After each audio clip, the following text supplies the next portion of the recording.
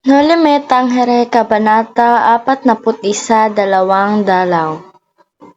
Sa kalagayang iyo'y ayaw dalawin ng antok si Ibarra, kaya't para malibang at mapalayo ang malulungkot na pag-iisip na lalong lumalaki sa gabi, ay pumasok sa ulilan niyang laboratorio at hinarap ang paggawa.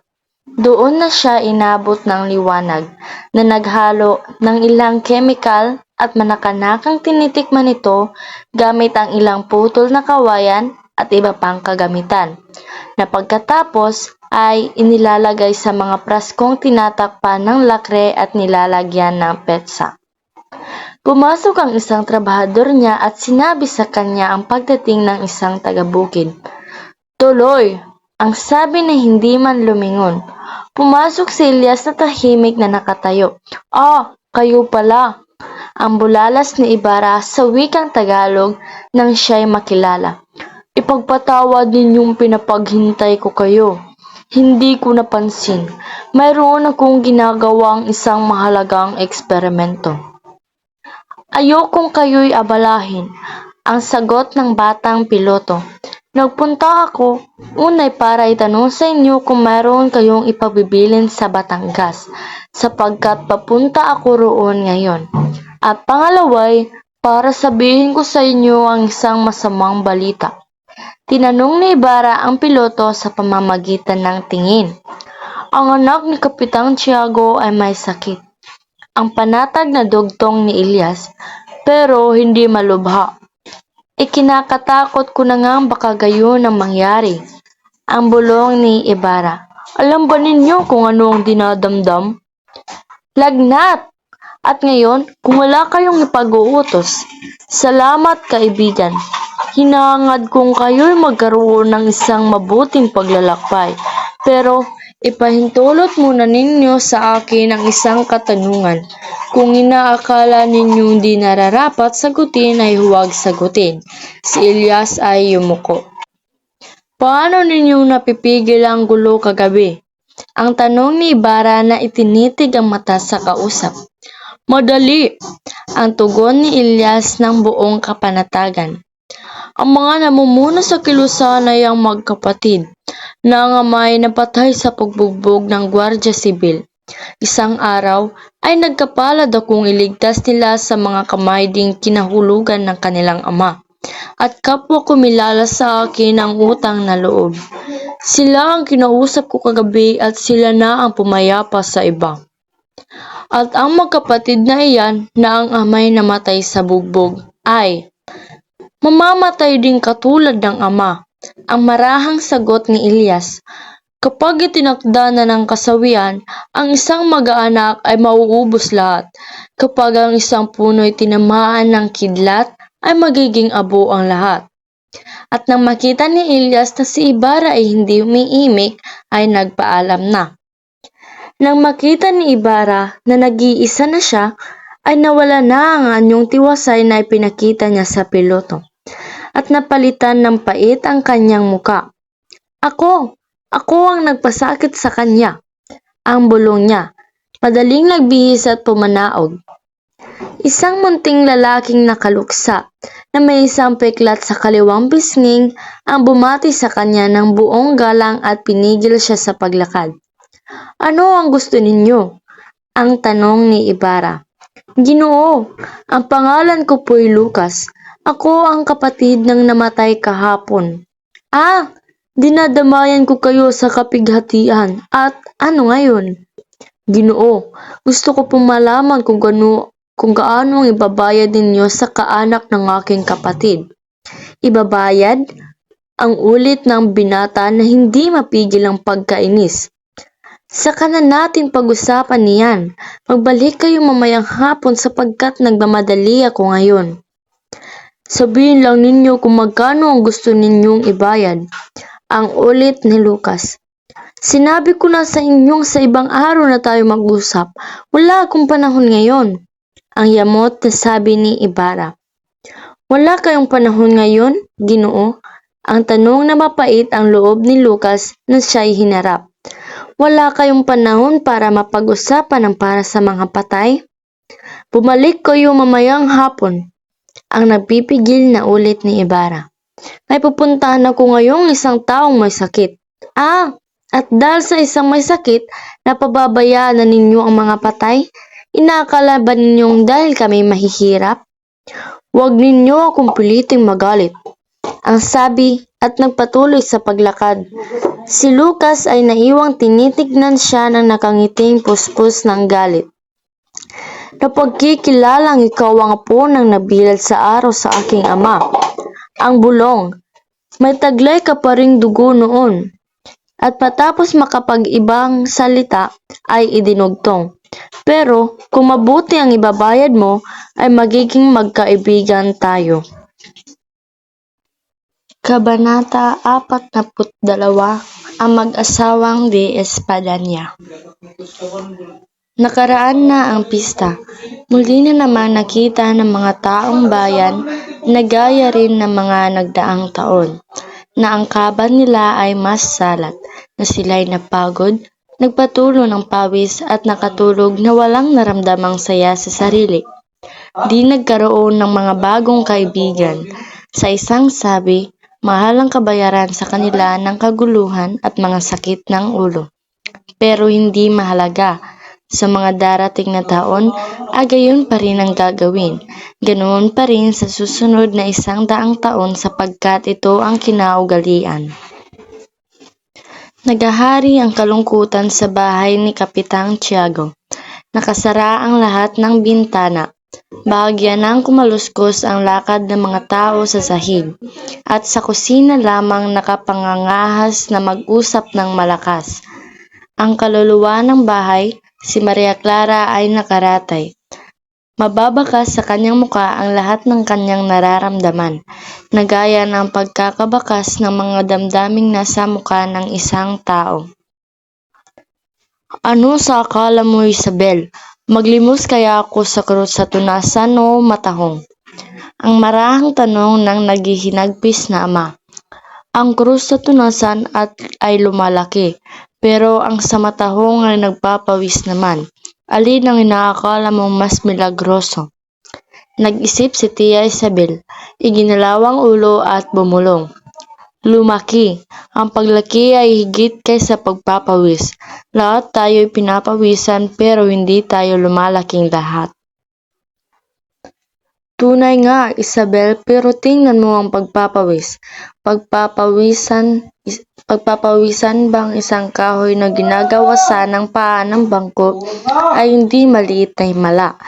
Ang mas mainam siguro ay parehong limusan ang dalawang krus para walang hinanakit ang isa't isa at madadali ang pagaling ni Maria Clara. Ayos ba ang kwarto? Alam mo nang kasama ni na doktor ang isang ginoong tila kamag-anak ni Padre Damaso. Kailangang huwag magkulang ng anuman. Sa kabilang dulo ng kainan ay naroroon ang mapinsang si Sinang at si Victoria, na naroon para samahan ng may sakit. Tinutulungan sila ni Andeng sa paglilinis ng mga kasangkapang pilak na gamit sa pag-inom ng tsaa.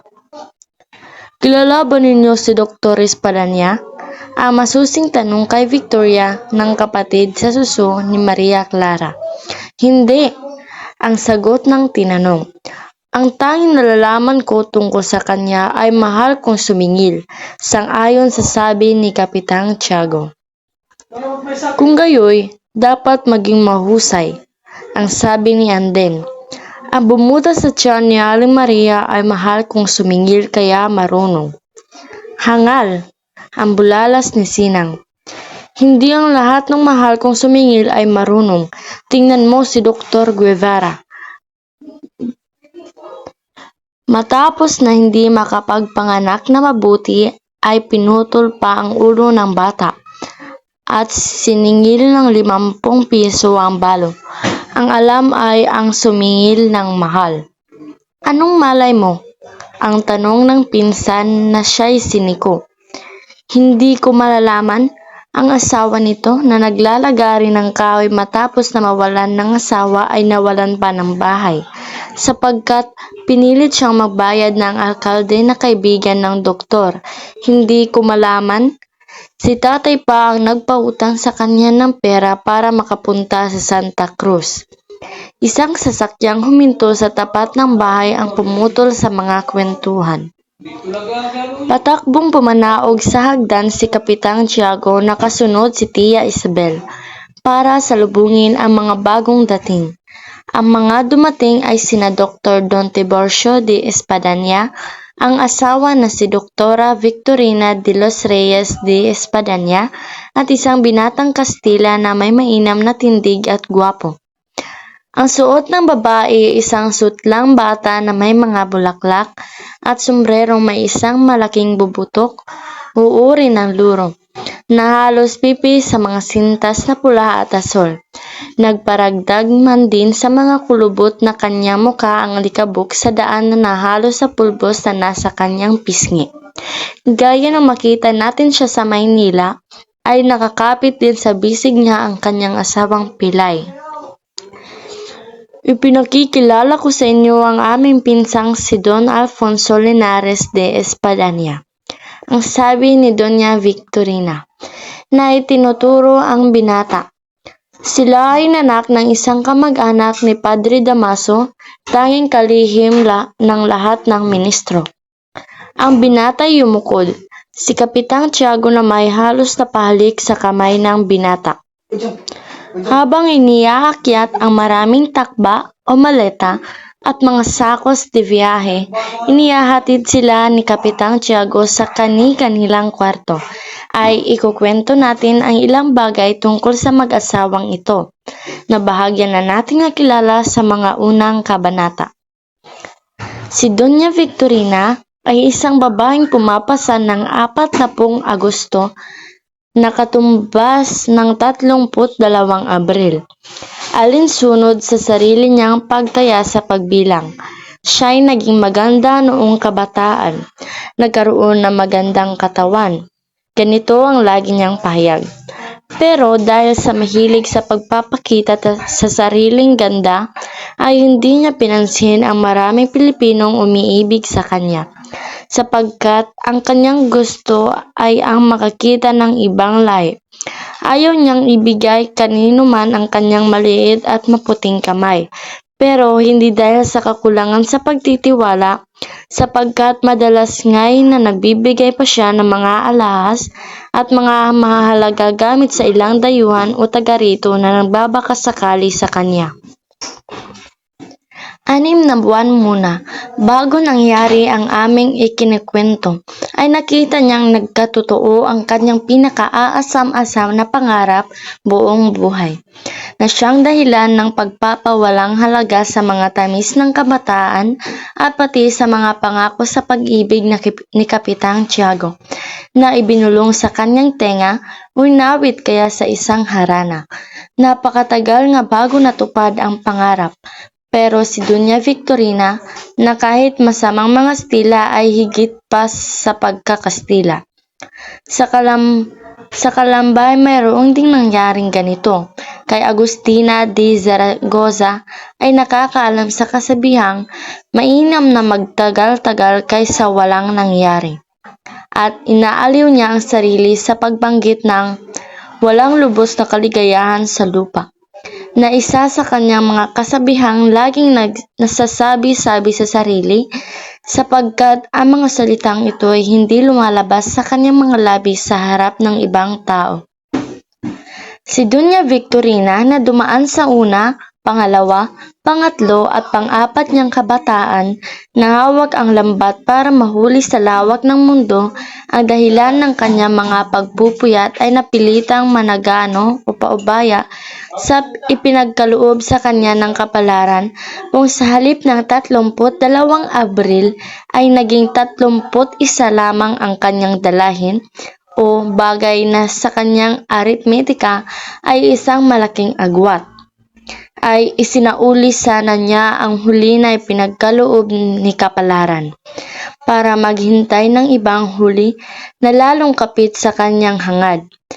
Pero sa dahilang kahit nasa tao nga ang magbalak, ay nasa kagipitan naman ang pagpapasya, siyang talagang nangangailangan ng isang asawa ay napilitang masiyahan sa isang lalaki na ibinuga ng Extremadura at matapos na makalaboy ng 6 o 7 taon sa mundo, nawari bagong Ulysses ay nakatagpo rin sa pulo ng Luzon ng matutuluyan. Pera at isang hilahod na kalipso ang kanyang kabiyak na lukban o suwa. At ang lukbang ito'y maasim. Ang pangalan ng kahabag-habag na ito'y Tiburcio Espadaña at kahit may 35 taon at mukhang matanda ay bata kay Doña Victorina na may 32. Madaling nulaan ang dahilan nito pero delikadong sabihin. Siya'y pumunta sa Pilipinas na official quintos sa aduana pero sa kasamaang palad, bukod sa nahilo at nabalian ng isang paa sa paglalayag, makaraan ng 15 araw at nang wala na ni isang beles, pera ay inabot pa ng utos ng maalis sa trabaho na dala ng Vapor Salvadora. Dahil sa pagkadala sa dagat, ay ayaw nang bumalik sa Espanya na walang pera at binalak niya ang maganap. Ang karangalan niya sa pagkakastila ay hindi nagpahintulot na siya'y magbatak ng buto. Gusto nga sana niya magtrabaho para mabuhay ng mainam, pero hindi siya pinayagan ng kadakilaan ng mga Kastila. At ang kadakilaang ito'y hindi naman makapagligtas sa kanya sa mga pangangailangan. Nabuhay muna siya sa paghaampon ng ilang kababayan, pero sa dahilang si Tiburcio ay may kahiyang tao, ay nagiging mapait sa kanya ang kinakain. Kaya't hindi tumataba, bagkus ay pumapayat pa nga, sa dahilang wala naman siyang alam na trabaho.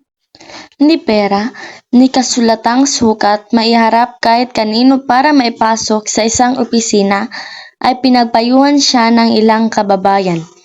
Para lang siya'y malayo sa kanila, na pumunta sa probinsya at dooy magpakilalang parang doktor. Ayaw sanang pumayag ang ating lalaki, sapagkat kahit pa siya'y naging katulong sa medisina, ang kanyang trabaho rooy ang magpalis ng alikabok ng mga uupuan. Lagyan ng apoy ang mga darangan, initan at ito na may hindi nagtagal. Pero dahil nagigipit sa pangangailangan, ay pinakinggan na rin niya ang payo. Pumunta siya sa probinsya at sinimulan ang pagdalaw sa ilang may sakit na sinisingil niya ng mura.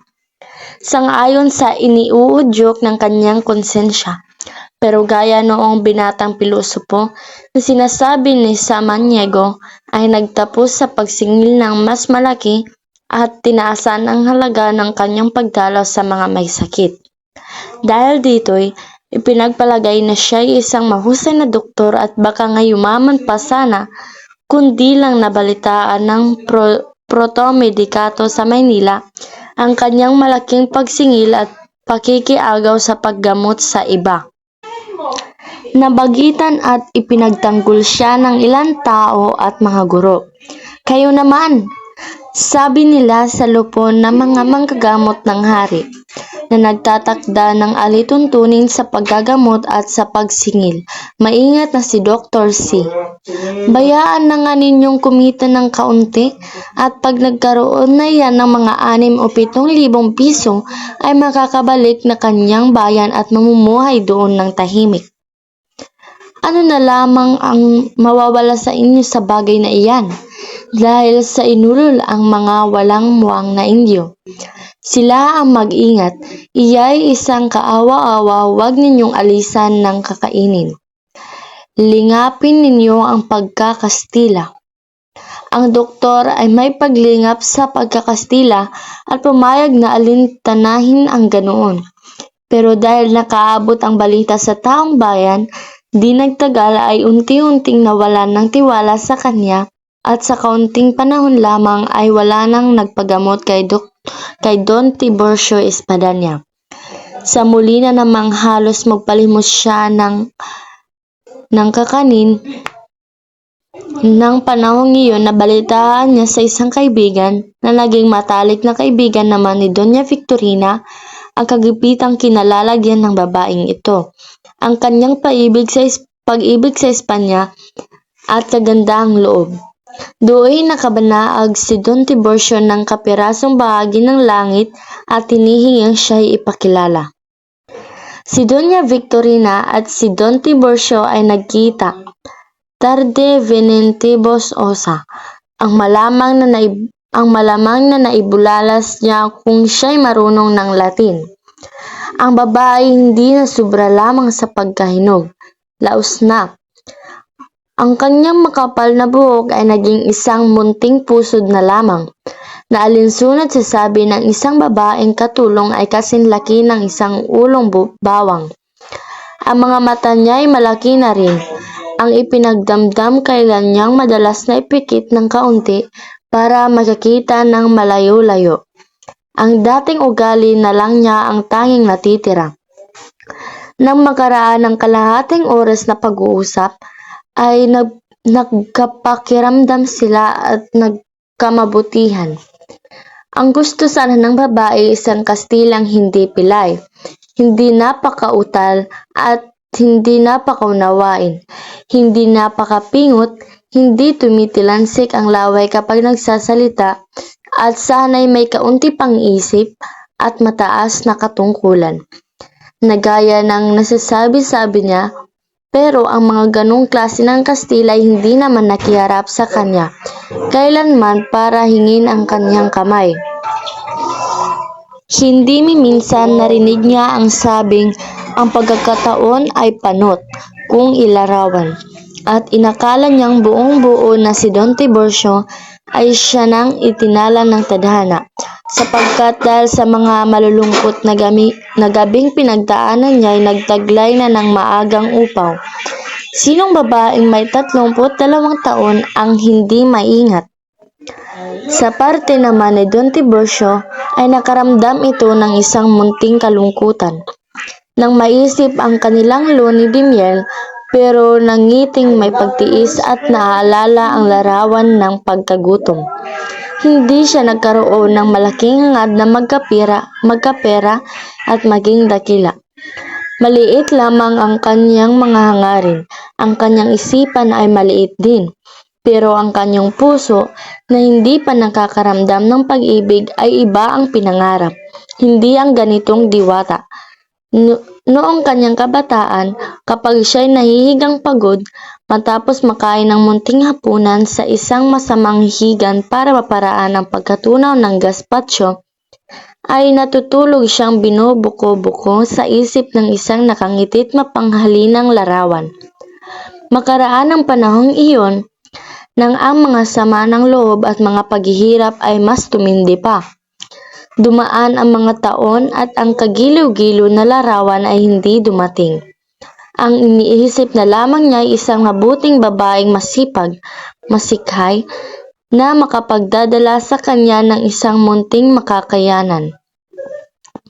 Makababawas sa kanyang pagod sa paggawa at aayawin siya paminsan-minsan.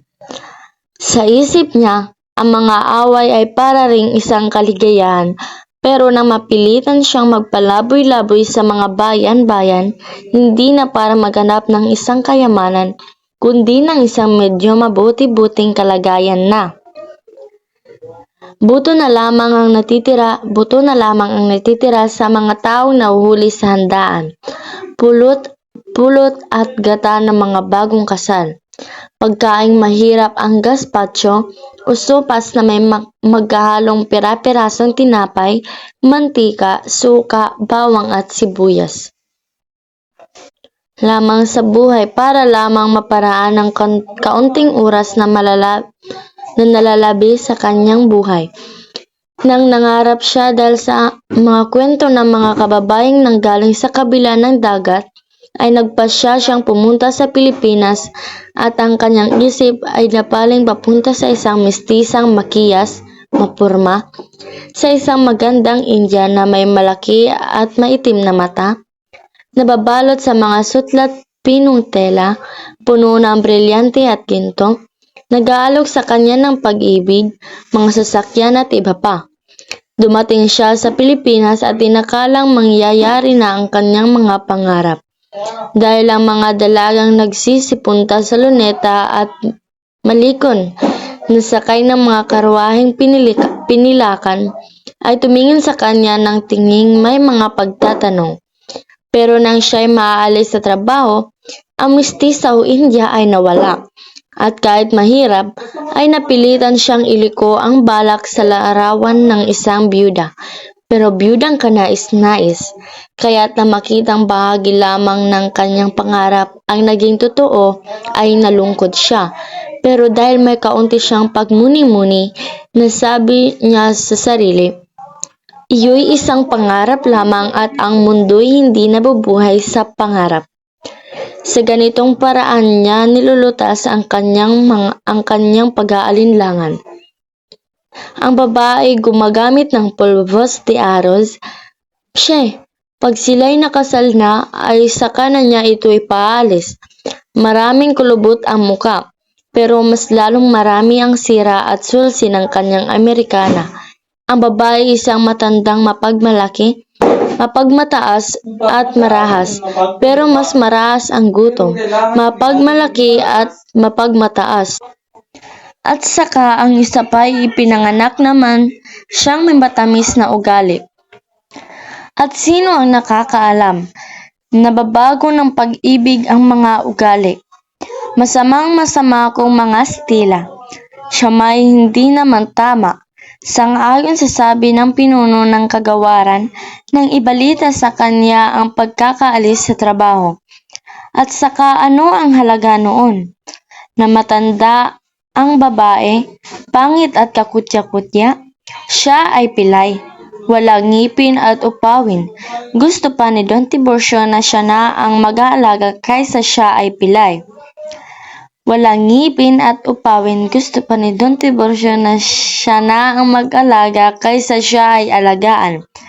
Dahil sa pagkakasakit sa gutom, kapag siya'y ininsulto ng isang kaibigan, ay sumasagot siyang, pakainin mo muna ako'y saka mo ako tawaging ulol. Sa madaling salita, si Don Tiburcio ay isang taong hindi nakagagawa ng masama kahit sa isang langaw. Hindi nag-iisip ng masama sa kapwa at hindi rin mayabang. Nagparisa na siya kung noong araw na buhay. Ang kanyang pagkakalagi sa Pilipinas ay hindi nakapagbigay sa kanya ng paniniwalang siya'y nakahihigit. Importante at may malaking pagkakaiba sa mga Indio na sa ilang linggo lamang ay agad nang natutunan na ng marami sa kanyang mga kababayan. Ang kanyang puso ay hindi kailanmay nagkapuwang sa pagkamuhi. Wala pa siyang nakikilalang isang pilibustero. Wala siyang nakikita kundi mga kaawa-awa pa kaysa sa kanila. Nang binalak na siya isakdal dahil sa pagkukunwaring isang doktor ay hindi siya nagdamdam.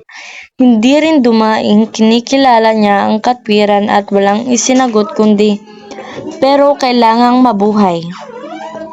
Nagkasalan nga sila o nagkasakalan at nagsipunta sa Santa Ana para idaos ang luni de miel. Pero nang kinagabihan ng kasal ay dinapuan si Doña Victorina ng matinding apad at napasalamat sa Diyos si Don Tiburcio. Nagpakita siya ng pagiging masuyo at maingat.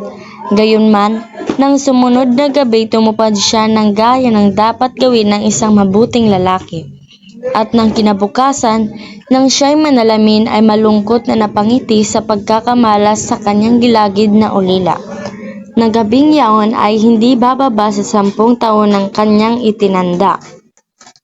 Dahil sa tuwang-tuwa si Doña Victorina sa kanyang asawa, ay ipinapagawa niya ito ng ngipin, pinasukatan ng damit sa mga lalong mauhusay na mananahi sa syudad, nagbili ng mga arana at kalesa, humingi sa Batangas at sa Albay, pinakamabilis na kabayo at pinilit pang magkaroon ang lalaki ng 2 kabayong pangarera para sa darating na karera ng kabayo.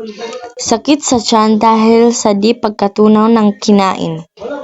Samantalang iniiba ang itsura ng kanyang asawa ay hindi naman niya nalimot ang sariling katawan. Pinalitan ng damit taga-Europa ang sayang sutla at barong pinya. Pinalitan ang puso't Pilipina ng mga di tunay na flekilyo at sa tulong ng kanyang mga damit na tiwaling-tiwali sa kanyang katawan ay binulahaw ang kapayapaan ng mga tahimik at maalusitang mga kapitbahay. Kailanmay hindi lumalabas na naglalakad ang asawa. Ayaw ang babae na makita ng tao na pilay ito. Isinasama siya mamasyal sa mga lugar na walang mga nagdaraan, bagay na isinasama ng loob ng babae na gusto sanang ipagmalaki ang asawa sa mga lugar na maraming tao, pero hindi umiimik dahil sa paglingap sa luna di miel. Nagsimula ang pagdaan ng mga buwan nang binanggit ng lalaki ang pulbos sa mukha ni Doña Victorina. Sinabing peke iyon. Hindi siyang totoo niyang kulay. Ikinunot ni Doña Victorina ang kilay at minasdan ang ngiping pustiso ng lalaki. Ito'y huminto at nakilala ng babae ang kahinaan nito. Hindi nagtagal at inakala ng babae na siya'y nagdadalang tao at ibinalita ang iyon sa lahat ng kanyang kaibigan. Sa buwang darating, ako at si D. Espadanya ay pupunta sa peninsula. Ayokong dito manganak at matawag ang anak ko na rebelde. Nilagyan ng isang D ang apelyido ng kanyang asawa. Ang D ay hindi naman dagdag gastos pero nakapagbibigay uri sa pangalan. Pag siya'y pumipirmay, inilalagay niyang Victorina de los Reyes de Espadanya. Itong de Espadanya ang kanyang kinahuhumalingan, hindi niya iyon naialis sa isip ng asawa pati ng litograpong gumawa ng kanilang mga tarheta. Kung iisang D lamang ang ilalagay ko, aakalaing walang D ang iyong apelyido. Hangal, sabi niya sa kanyang kabihak.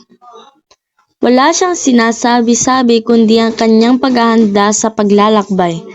Isinaulong lahat ng mga bayang titigilan, kaya't nakakatuwa siyang pakinggan kapag nagsasalit. Titingnan ko ang istmo sa kanal sa Suez. Inaakala ni De Espadanya na iyon ang pinakamaganda sa lahat at nalibot na ni De Espadanya ang buong mundo. Baka hindi na ako babalik sa bayang ito ng mga salwahe. Hindi ko ipinanganak para mabuhay dito. Mabuti sa akin ang Aden o Port Said. Mula pagkabatay inakala ko na ang gayon at iba pa. Pinaparte ni Doña Victorina ang mundo. Sang-ayon sa sarili niyang heograpiya sa Pilipinas at Espanya. Kaiba ng mga tsolo na binabahahi sa Espanya at Amerika o sa tawag na China. Alam ng asawa na ang ilan sa mga bagay na ito ay kabangawan o kabaliwan, pero hindi siya umiimik para di sigawan at ipamuka sa kanya ang pagkautal. Naglihi-lihihan siya para maragdagan ang kanyang pangarap na maging ina at nagsusuot ng mga makulay, puno ng mga bulaklak at mga sintas at naglakad na nakabatas sa eskota. Pero nakaraan ng 3 buwan at ang pangarap ay napawi. At sapagkat wala ng dahilan para maging rebelde ang anak, ay hindi na itinuloy ang paglalakbay, na humaling sa pagtatanong sa mga manggagamot, hilot, matatanda at iba pa. Pero walang nangyari. Kahit sumama ang loob ni Kapitan Tiago ay biniro-biro siya ni si San Pascual Belon. Ayaw siyang palapitan nito sa alinmang santo o santa. Kaya't nasabi tuloy sa kanya ng isang kaibigan ng asawa na maalusit ha, mapagmasid, mapag-usisa, palawarira. Peninsula, tiwalang bigkas ng wastong peninsula ang Espanya. Cholo, taong sulupika, walang dangal, manduduwit, hampas lupa at iba pa. Maniwala kayo sa akin, kayo ang tanging Espiritu Forte sa bayang ito na nakainip. Ang babaeng bitinang hindi nalaman kung ano ang Espiritu Forte at nang kinagabihan ng matutulog na ay itinanong sa kanyang asawa. Ineng, ang sagot nito, Ang Espiritu Fuerte ay nakikilala ko ay ang amonyako o amonya, nakakasusulasok na kemikal. Marahil ay binanggit iyong ng retorika. Mula noon ay sinasabi niya kapag may sisingit sa upuan na, "Ako ang tanging amonyako sa nakaiinip na lupaing ito." Kung paretorikang salita, gayon ang sabi ni GNDN, taga Peninsula na may sinasabi. Ang lahat ng masabi niya ay siyang gagawin na buong buo. Susundin ng lalaki na bahagya ang tumutol at naging mistulang tuta na masunurin sa babae. Kapag nagagalit sa kanya ang babae ay hindi siya pinapayagan at kapag totoong galit na galit ay inaalisan siya ng pustiso. Hinahayaan siyang ganoon ng 1, 2 o 3 araw depende sa tindi ng galit. Naisipan ng babae na ang asawa ay dapat maging doktor sa medikana at gingsa at ipinahayag niya rito ang balak. "Ineng, gusto mo bang ako'y mahuli?" Ang tanong na may sindak. "Huwag kang hangal at bayaan mo. Ako ang bahala." Ang sagot, hindi ka manggagamot pero gusto kong tawagin kang doktor at ako'y doktora." At nang kinabukasan unanggap ni Rodoreda ang pag-ukit sa isang lapida sa isang putol ng maitim na marmol ang Dr. de Espadanya, espesyalista en toda klase de enfermedades. Kinailangan ng lahat ng katulong na ikabit ang lapida sa pagtukoy sa kanila. Ang bagong katangiang iyon at dahil dito'y naragdagan ang dami ng mga frekelyos. Ang pulbos sa muka, ang mga sintas at engkahe at lalo pang maragdagan ang pag-alipusta sa kanyang mga kahabag-habag at walang kapalarang kababayang babae, na ang mga asawa ay may munting katangian kaysa kanyang asawa. Sa araw-araw ay inaakalang mas lumalaki ang kanyang pagkadakila at sa lakad na ito'y aakalain niya pagkaraan ng taon na siya'y buhat sa langit. Gayunman, ang mga dakilang pag-aakalang ito'y hindi nakapigil para sa bawat araw na magdaan ay lalong maragdagan ang kanyang katandaan at hitsura na kakutya-kutya. Kailanmat magkikita sila ni Kapitang Tiago at maalala nito na walang napala sa panliligaw sa kanya, ay nagpapadala ng piso sa simbahan para ipagpamisa bilang pasasalamat. Pero kahit ganoon, ay iginagalang na lubha ni Kapitang Tiago ang asawa nito dahil sa katangiang imperialista. Sa lahat ng sakit at taimtim niyang pinakinggan ang mangilang-ngilang salita na lumalabas sa bibig dahil sa kautalan. Dahil dito, at sa dahilang ang doktor na ito'y hindi dumadalaw sa kahit sino na gaya ng ibang doktor, kung kaya siya ay pinili ni Kapitang Tiago na gumamot sa kanyang anak. Ibang kaso naman ang tungkol sa binatang si Linares. Nang binabalak ang pagtungo sa Espanya, ay inakala ni Doña Victorina na iwan sa isang tagapangasiwang Kastila ang kanyang mga pag-aari. Sa dahilang wala siyang tiwala sa mga Pilipino. Naalala ng asawa ang isang pamangking nasa Madrid na nag-aaral ng pagka-abogado at siya ang matalino sa kanilang maraming kaulugan Kastila ang Espiritu Fuerte. Ngunit sa ganang amin ang pagkahulugan ng kumalhay pangahas, matapang masigla. Lahat ng mag-aanak, sinulatan na binayarang pinuna ang magagastos sa paglalakbay at nang mawala ng interes mangibang bansa si Doña Victorina, naglalayag na ang bintana papunta sa Pilipinas. Ito ang 3 kataong bagong dating. Samantalang kumakain ng pangalawang almusal ay dumating si Padre Salve at ipinakilala rito na nakakabit ang lahat ng titulo ang namumulang binatang si Linares. Gaya ng dapat mangyari ay napag-usapan si Maria Clara. Ang dalagay nagpapahinga at natutulog. Napag-usapan ang paglalakbay. Ipinagmamalaki ni Doña Victorina ang kanyang matalas na pananalita sa pagpintas sa ugali ng mga taga-probinsya. Ang kanilang mga bahay na pawid, ang mga tulay na kawayan, at hindi malimot ang pagsasabi sa kura na siya'y kaibigan na ng segundo gabo ang alkalde, ng obedora, ng intendente, at iba pang mga taong pawang may malaking karangalan na humarap sa kanya.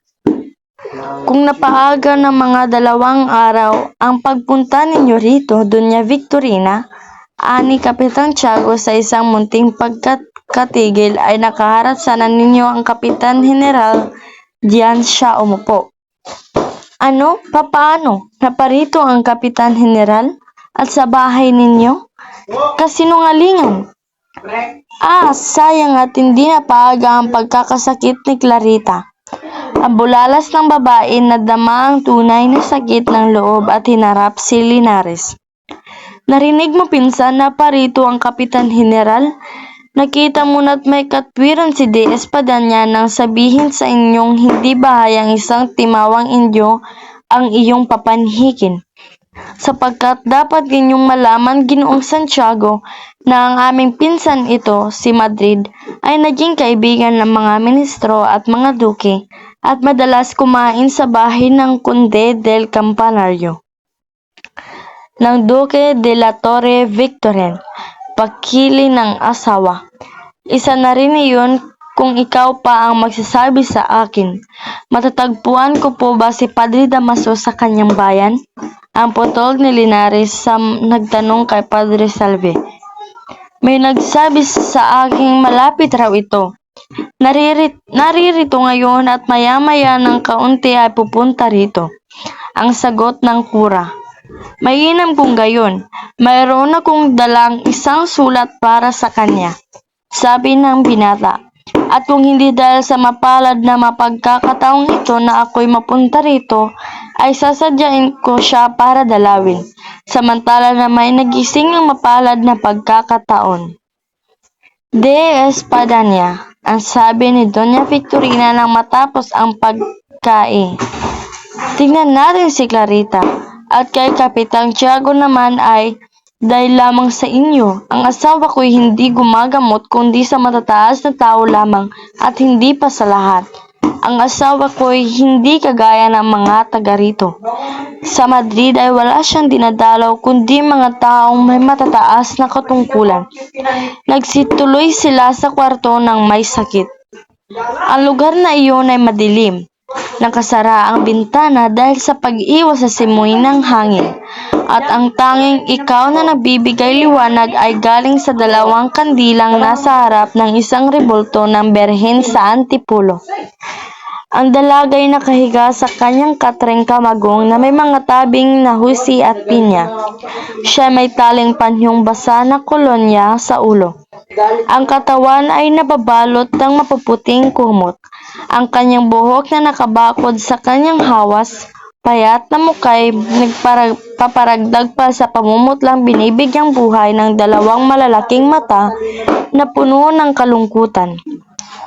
Nasa kanyang tabi ang 2 kaibigan, at si Anting na may hawak na isang kumpol na asusina. Pinulsyan siya ni De Espadaña. Tiningnan ang dila. May ilang itinanong kasabay sa mga pagbabaling-baling ng ulo, aniyay. May sakit pero magpapagaling. Mapagmalaking minasdan ni Doña Victorina ang mga kaharap. Sa umaga ay likin at gatas, harabe de altea, 2 pilduras na tinoglasa, ang utos ni De Espadaña. Lakasan mo ang iyong loob, Clarita, ang sabi ni Doña Victorina. Naparito kami para gamutin ka. Ipakikilala kita sa aming pinsan. Si Linares ay napatigil dahil sa pagkakita sa mga matang iyon. Nawari niya'y may hinahanap kaya hindi rin narinig ang pagtawag sa kanya ni Doña Victorina. Ginoong Linares, ang sabi ng kura na pinawi ang kanyang pagkakatanga. hayaan at dumarating si Padre Damaso. Dumating itong maputla't malungkot nang makabangga sa banig, ay si Maria Clara ang unang dinalaw.